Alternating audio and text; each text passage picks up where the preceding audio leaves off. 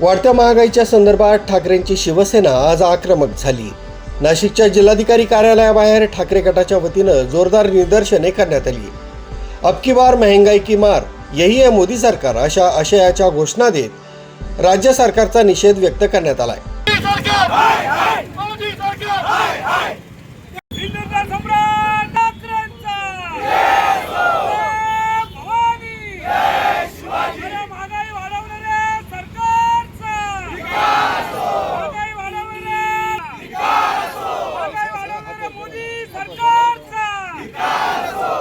वाढत्या इंधन दरानं सर्वसामान्य व्यक्तींचा कंबरडा मोडलाय।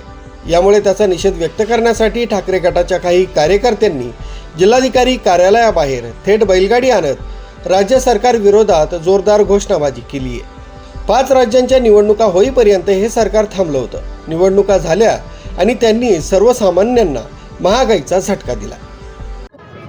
गेल्या काही दिवसांपासून या देशामध्ये राज्यामध्ये पेट्रोल, डिझेल, गॅस याची प्रचंड अशी भाववाढ केलेली आहे।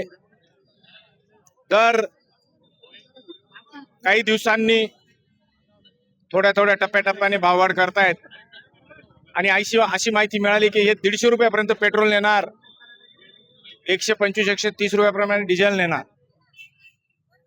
आणि या केंद्राच्या सरकारने युद्ध काळामध्ये अशी ठोस भारताची अशी भूमिका घेतली नाही, हे सर्व जनतेला माहित आहे। 5 राज्यांच्या निवडणुका होत्या तेव्हा यांनी भाववाढ केलेली नाही आणि जशा निवडणुका संपल्या, निवडणूक आयोगाचा असेल, पैशाचा असेल, प्रशासनाचा असेल, वापर करून या भाजपने सत्ता मिळवली। आताच पश्चिम बंगालमध्ये ममता दीदीचे एक मोठा गट फोडला आणि मग या देशामध्ये राज्यामध्ये प्रत्येक राज्यामध्ये आमदार फोडायचे, खासदार फोडायचे आणि ही छुपी हुकुमशाही सुरू झालेली आहे। याच्या निषेधार्थ आज नाशिक येथील सर्व उद्धव बाळासाहेब ठाकरे पक्षाच्या वतीनं या भाववाढीच्या विरोधात आम्ही आंदोलन करत आहोत आणि याचा परिणाम हा जीवनावश्यक वस्तू असतील, सामान्य नागरिक, कामगार असेल, याच्या जीवनावर होणार आहे। कारखानदारांच्या बाजूने कायदे आहेत, ज्या पद्धतीनं ही भाववाढ होते त्या पद्धतीनं लोकांचा रोजगार वाढतोय का? मिनिमम वेजेस ऍक्ट प्रमाणे त्यांचं वेतन वाढतंय का?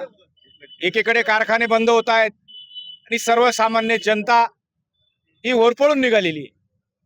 खरं बघितलं तर कांद्याचे भाव वाढत नाहीये, बेमोसमी पावसामुळे कांदा सडतोय आणि मग शेतकरी असेल, कामगार असेल, कष्टकरी असेल किंवा विद्यार्थी असेल, नीटचे पेपर फुटले म्हणजे इतक्या समस्या आहे।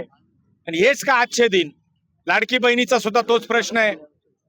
अनेक लाडकी बहीण कुठल्या ना कुठल्या लाखो कोट्यावधी लाडकी बहीण या योजनेतून बात करतायत आणि म्हणून आता तरी जनतेनं रस्त्यावर आलं पाहिजे आणि या मोदी सरकार आणि मोदीवर बोलणारा पहिला कोणी व्यक्ती असेल तर आदरणीय पक्षप्रमुख उद्धवजी ठाकरे साहेब हे बोलणारे होते आणि म्हणून आमच्या शिवसैनिकांची सुद्धा तीच भूमिका राहील आणि येणाऱ्या काळामध्ये या सरकारच्या विरोधात, यांच्या पॉलिसीच्या विरोधात, यांच्या अन्यायाच्या विरोधात शिवसेना ही नक्कीच आम्ही रस्त्यावर उतरू आणि लढा देऊ।